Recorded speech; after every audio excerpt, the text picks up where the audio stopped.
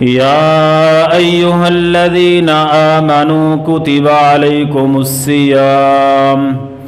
كما كتب على الذين من قبلكم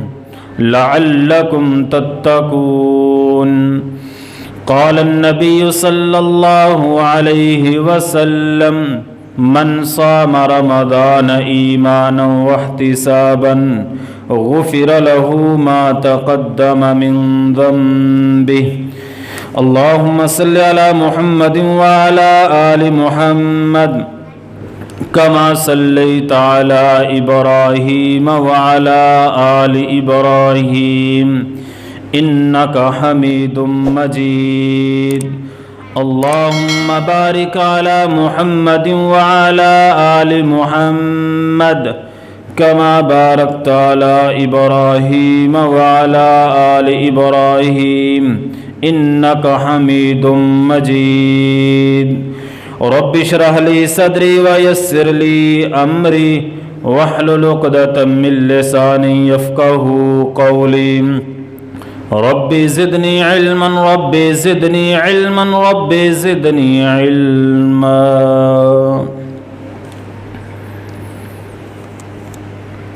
ہر قسم کی حمد و ثنا اللہ احکم الحاکمین کی ذات کے لیے ہے جو کل کائنات کا خالق مالک رازق گنج بخش غوث اعظم ہے، جس مال کے ارض و سما نے زمین کی تہوں کے نیچے میٹھے اور کڑوے پانی کو الگ الگ چلا دیا ہے، جس رب العالمین نے زمین کو ہمارے لیے بچھونا اور آسمان کی چھت ڈال دی ہے، اس مالک الملک کا بہت بڑا احسان عظیم ہے کہ جس رب العالمین نے ہم سب کو مسلمان بنایا، صرف مسلمان ہی نہیں بلکہ ساتھ ساتھ عقیدہ توحید جیسی عظیم نعمت سے نوازا ہے۔ درود و سلام امام الانبیاء خطیب الانبیاء آمنہ کے لال مکہ کے در یتیم پوری کائنات کے امام جناب محمد الرسول اللہ صلی اللہ علیہ وآلہ وسلم کی ذات اقدس و اطہر و اعلیٰ و بالا کے لیے، دوستوں بزرگوں بھائیوں، پردے میں بیٹھ کے سننے والی میری معززات ماؤں اور بہنوں، اللہ رب العالمین کا ہم پر بہت بڑا احسان ہے کہ اللہ رب العالمین نے پھر سے ہماری زندگیوں میں ماہ مقدس ماہ صیام رحمتوں والا برکتوں والا سعادتوں والا مہینہ ہمارے اوپر سایہ فگن فرمایا۔ بڑا ہی بندہ وہ خوش نصیب ہے، بڑا ہی بندہ وہ خوش بخت ہے کہ جس کی زندگیوں میں یہ ماہ مقدس ماہ صیام رمضان کا مہینہ آیا اور پھر اس کی قدر کر کے احترام کر کے روزے رکھ کے اس کے تقدس کا خیال کرتے ہوئے رمضان کا مہینہ گزارا، اور اس کے برعکس وہ بندہ بڑا ہی بد نصیب ہے بدبخت ہے جس کی زندگی میں یہ ماہ مقدس ماہ صیام رمضان المبارک کا مہینہ آیا، پھر اس کی قدر کر کے احترام کر کے روزے رکھ کے قیام کر کے قرآن مجید کی تلاوت کر کے اپنے گناہوں کی اللہ سے معافی نہ مانگ سکا۔ یہ رمضان المبارک بڑی ہی رحمتوں والا برکتوں والا سعادتوں والا مہینہ ہے، بڑی محنت کر کے کوشش کر کے اس اللہ کے مہمان سے بندے کو مستفیض ہونا چاہیے، زیادہ سے زیادہ ذکر و اذکار قرآن مجید کی تلاوت اپنے گناہوں کی اللہ سے معافی مانگنی چاہیے، کیونکہ ہمارے اسلاف جو پہلے گزر چکے ہیں وہ رمضان کی آمد کا 6 مہینے پہلے انتظار کرنا شروع کر دیا کرتے تھے۔ 6 مہینے پہلے وہ اس انتظار میں رہتے تھے کہ کب رمضان کا مہینہ آئے، رحمتوں والا مہینہ آئے، سعادتوں والا مہینہ آئے، ہم اللہ کے سامنے گڑ گڑا کے، اللہ کے سامنے آہو بکا کر کے اپنے گناہوں کی اللہ سے معافی مانگ لیں، کیونکہ یہ رحمتوں والا، برکتوں والا، سعادتوں والا مہینہ ہے۔ نبی مکرم جناب محمد الرسول اللہ صلی اللہ علیہ وسلم نے فرمایا، اذا داخل رمضان، جب رمضان کا مہینہ شروع ہوتا ہے، ابواب السمام، ابواب الرحمہ، ابواب الجنہ، اللہ رب العالمین آسمانوں کے دروازے کھول دیتے ہیں، اور ابواب الرحمہ، رحمت کے دروازے کھول دیتے ہیں، ابواب الجنہ، جب رمضان کا مہینہ شروع ہوتا ہے اللہ رب العالمین جنت کے دروازوں کو کھول دیتے ہیں، وغلقت ابواب جہنم،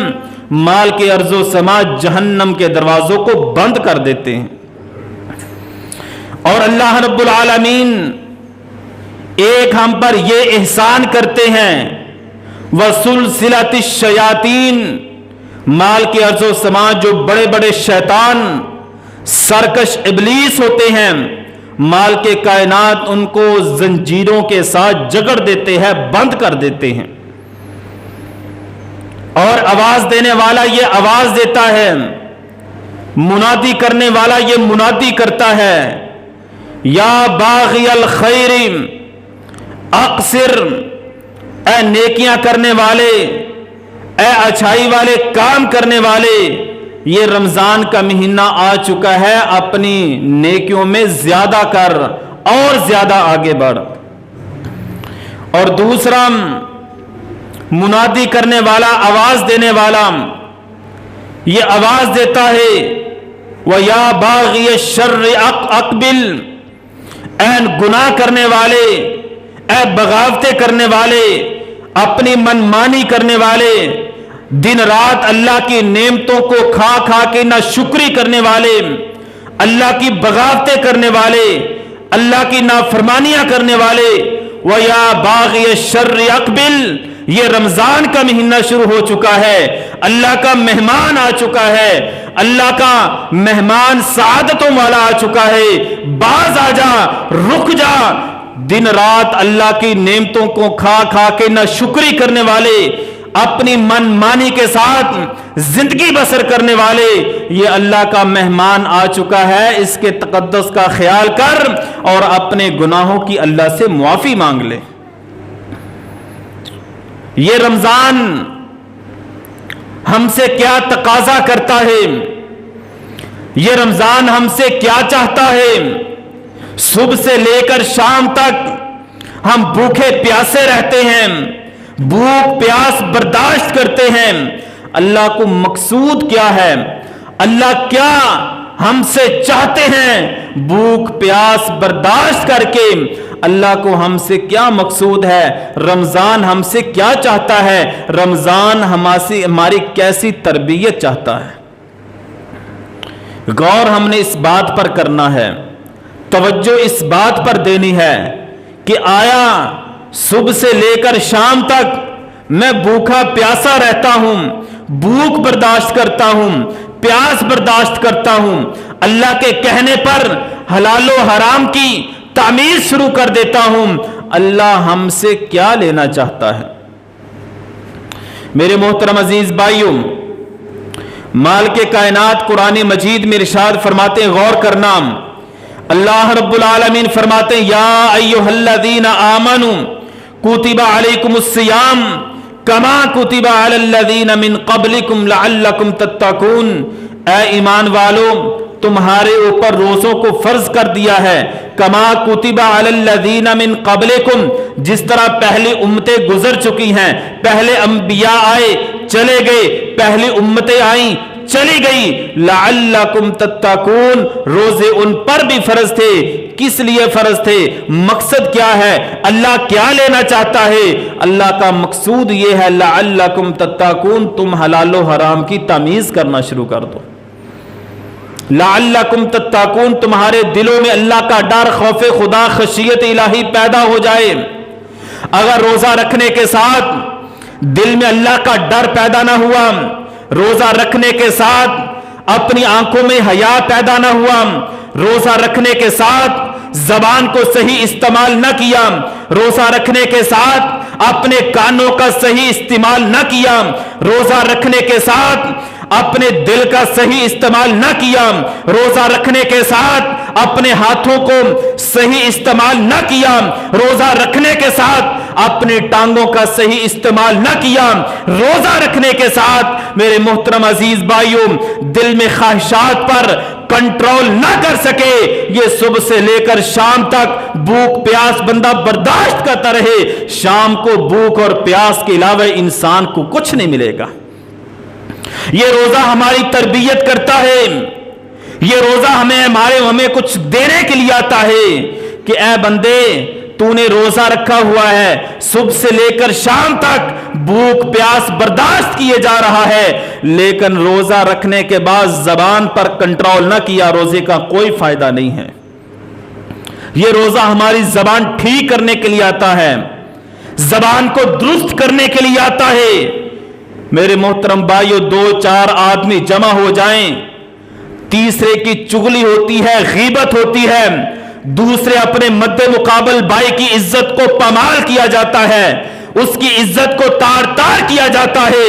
اور جہاں کہیں 2-4 عورتیں جمع ہو جائیں وہ چوتھی کی خیر نہیں مناتی، اس کی غیبت چغلی اور اس کی عزت کو تار تار کرنے پر وہ عورتیں تلی رہتی ہیں. میرے محترم عزیز بھائیوں زبانوں کو ٹھیک کر لے، یہ قیامت کا دن ہوگا، زبان پر مہر لگ جائے گی، یہ زبان بول کر کے انسان کے خلاف گواہی دے گی. میرے محترم عزیز بھائیوں زبان پر تو مہر لگی ہوگی، بندہ بولنے کی کوشش نہیں کرے گا، لیکن مالک کائنات زبان کو حکم دے گا، زبان خود بخود بول کے جس کے خلاف گواہی، بندے کے خلاف گواہی دے گا، جس کی چغلی کی، غیبت کی، بہتان تراشی کی، عزت کو پامال کیا، معاشرے میں اس کی عزت کو خراب کرنے پر انسان لگا رہا. میرے محترم بھائیو یہ زبان ہی انسان کے خلاف کھڑی ہو جائے گی.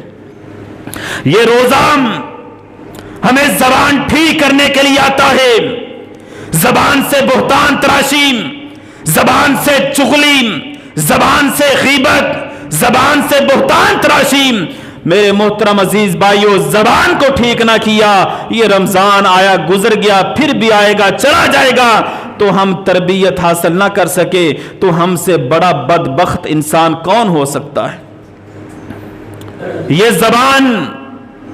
ہماری آنکھوں میں حیا پیدا کرنے کے لیے آتا ہے کہ اے انسان 11 مہینے اپنی منمانی کے ساتھ، اپنی مرضی کے ساتھ ان آنکھوں کو استعمال کیا، غیر محرموں کو دیکھا، گانوں کو دیکھا، فلموں کو دیکھا، ڈراموں کو دیکھا، کوئی حیا اپنی آنکھوں میں پیدا نہیں کی، تو میرے محترم عزیز بھائیو یہ رمضان آئے گا چلا جائے گا، پھر آئے گا چلا جائے گا، ہم اپنے آپ کو ٹھیک نہ کر سکے، ہم سے بڑا بدبخت انسان کوئی نہیں ہوگا. رمضان کے مہینے میں اپنے کانوں کی حفاظت کرنی ہے، اپنے کانوں کا صحیح استعمال کرنا ہے. یہ ضروری نہیں ہے کہ صرف زبان سے غیبت کرنی ہے، چغلی کرنی ہے، نہیں میرے محترم بھائیو، جو بندہ غیبت سنتا ہے، چغلی سنتا ہے، گالی سنتا ہے، اپنے کانوں کو بڑے دھیان کے ساتھ کوئی کسی کے خلاف بات کر رہا ہو بڑے ہی توجہ کے ساتھ سنتے ہیں کہ فلاں آدمی کے بارے میں تیری کیا رائے ہے، فلاں آدمی کے بارے میں تیرا کیا خیال ہے. میرے محترم بھائیو کانوں کی بھی حفاظت نہ کی، کانوں سے گانے سنے، چغلی سنی، غیبت سنی اور فضول باتوں پہ انسان نے کان دھرے. رمضان آئے گا چلا جائے گا، پھر آئے گا چلا جائے گا، کانوں کو صحیح استعمال نہ کر سکے تو پھر ہم سے بڑا بدبخت انسان دنیا کائنات میں نہیں ہوگا. अल्लाहु अकबर। ये रमजान हमारी तरबियत करने के लिए आता है। ऐ इंसान, तू 11 महीने अपनी मर्जी के साथ गुजारता रहा, तुझे कोई परवाह नहीं। मस्जिद में अजान हो रही है, तुझे कोई परवाह नहीं। मुअज्जिन अजान दे रहा है, तुझे कोई परवाह नहीं। जुमा पढ़ाया जा रहा है, तुझे कोई परवाह नहीं। अजानें हो रही है, तुझे कोई परवाह नहीं। मस्जिद में जमातें हो रही है, दरसे कुरान हो रहा है, लेकिन तुझे कोई परवाह नहीं। 11 महीने अपनी मर्जी के मुताबिक गुजारे। अल्लाह फरमाता है 11 महीने तूने अपनी मर्जी के मुताबिक गुजारे, अब 1 महीना मेरी मर्जी के मुताबिक गुजार दे, मैं तेरे 11 महीने के गुनाहों को मुआफ कर दूंगा। लेकिन जो बंदा अपने साहब का 11 महीने आम रूटीन के मुताबिक गुजारता है, खाता पीता चलता फिरता अल्लाह की नेमतों को इस्तेमाल करता है, दिन रात गुजारता है, लैलो नहार गुजारता है, दिन के शब रोज गुजारता है, इसी तरह रमजान का महीना गुजार देता है, इमाम कायनात अंबिया के सरदार उस पर लानत करते हैं और फरिश्तों के सरदार उस पर लानत करते हैं, और इससे बढ़कर के अल्लाह रब्बुल आलमीन उस बंदे पर लानत करते हैं। फैसला आप कीजिए, जिस बंदे पर अल्लाह की लानत हो जाए, जिस बंदे पर फरिश्तों की लानत हो जाए, जिस बंदे पर इमामुल अंबिया की लानत हो जाए,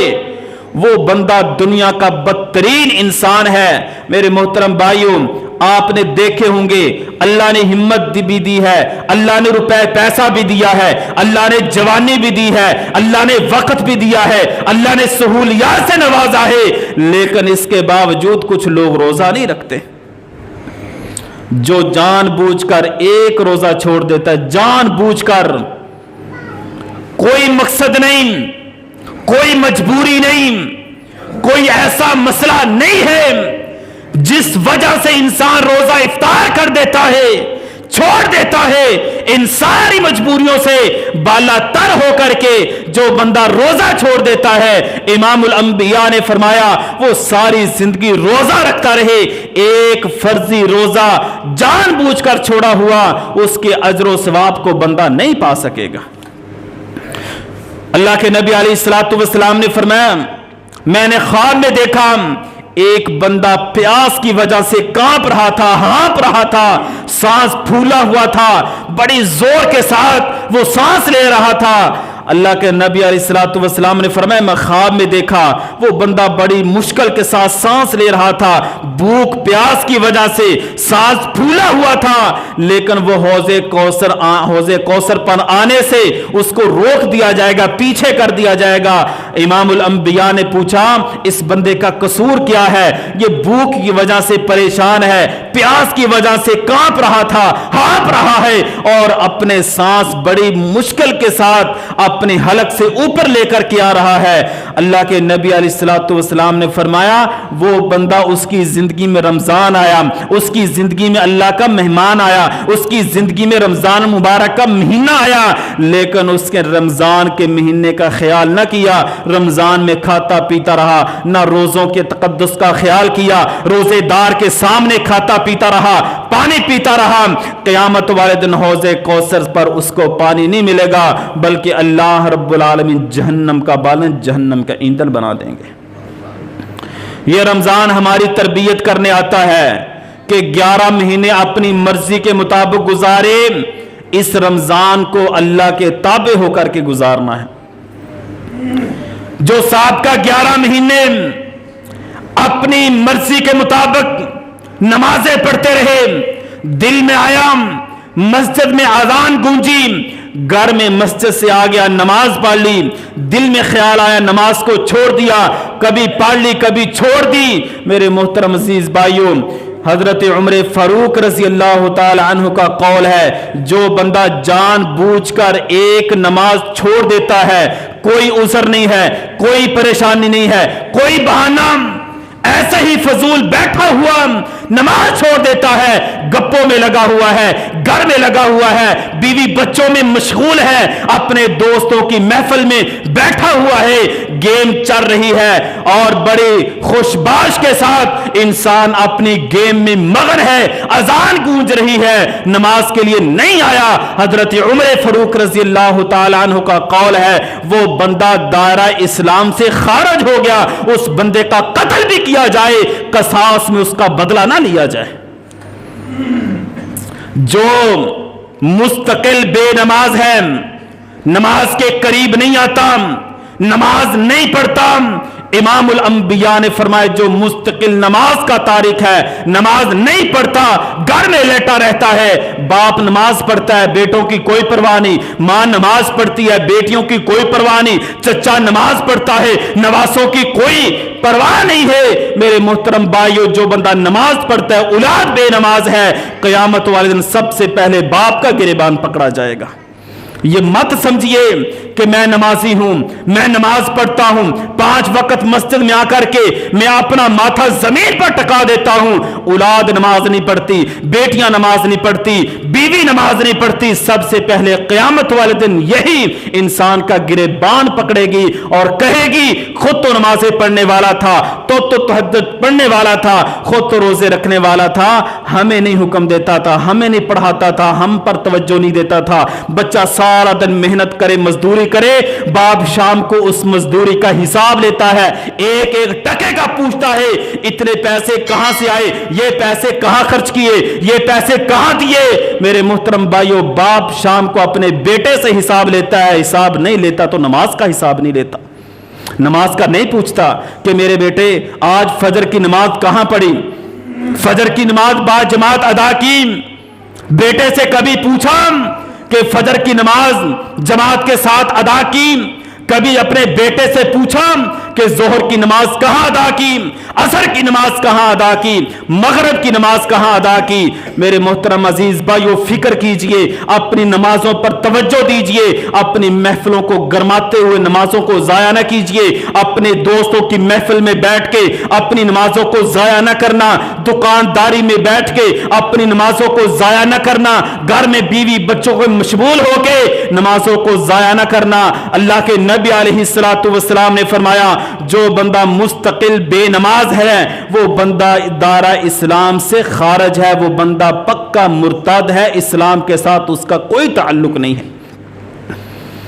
अपने घरों की फिक्र कीजिए,